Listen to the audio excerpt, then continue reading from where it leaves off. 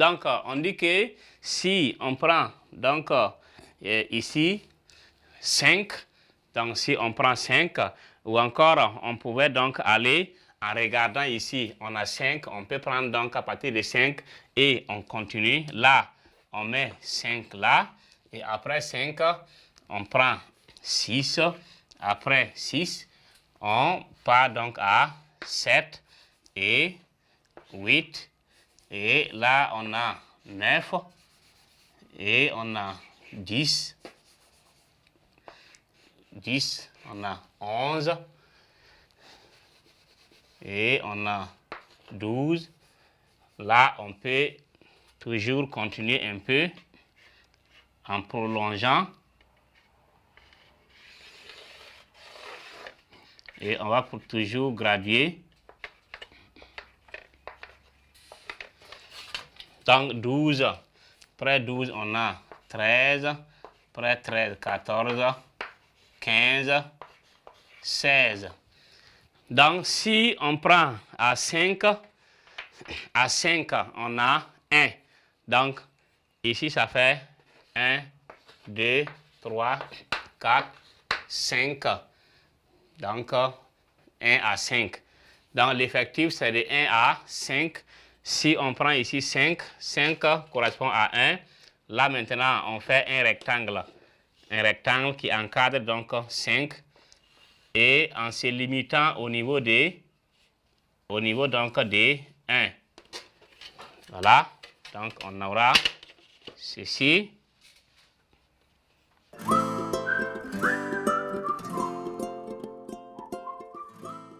Alors, donc ici, nous avons donc notre diagramme en bâton, donc qui est là. Donc, on a pu donc tracer en respectant donc les éléments donc du tableau. Donc, la note, si la note fait 5, ici, 5, quand on regarde l'effectif, ça correspond avec 1. Donc, les hauteurs donc, ou encore la longueur donc des bandes, ça correspond donc avec l'effectif. Et on arrive donc à avoir donc les bandes qui respectent donc les éléments du tableau. Donc voici comment on obtient donc ces bandes. Donc, et on disait que si ces bandes, donc on remplaçait ces bandes donc par des segments, on obtient donc un diagramme donc en bâton.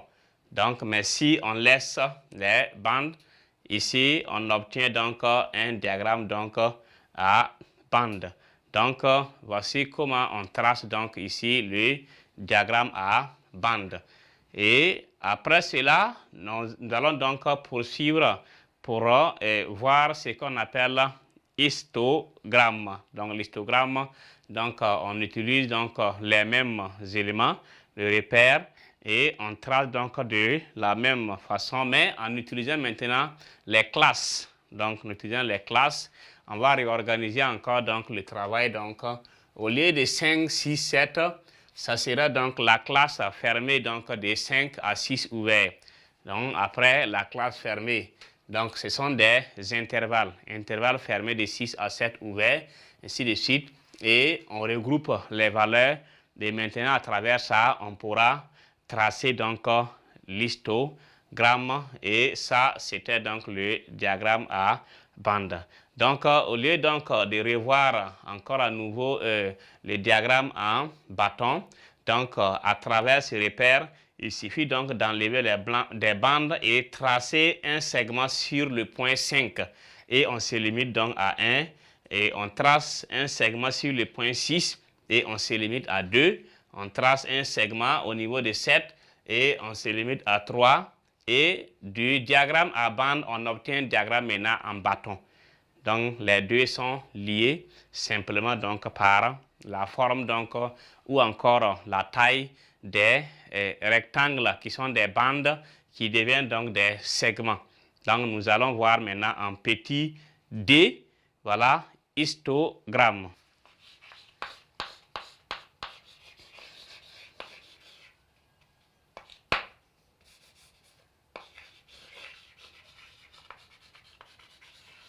Histogramme 2 points K d'une série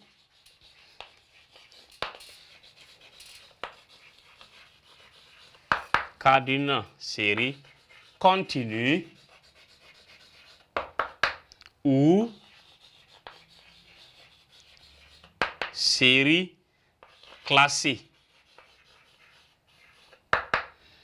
Donc, on a ici deux cas. On peut avoir dans le cas d'une série continue ou encore une série classée. Tout ça pour avoir donc ce qu'on appelle histogramme. Donc, nous allons encore travailler ici et avoir un tableau qui répond et tracer l'histogramme. Donc, ensemble, on va voir comment on trace l'histogramme.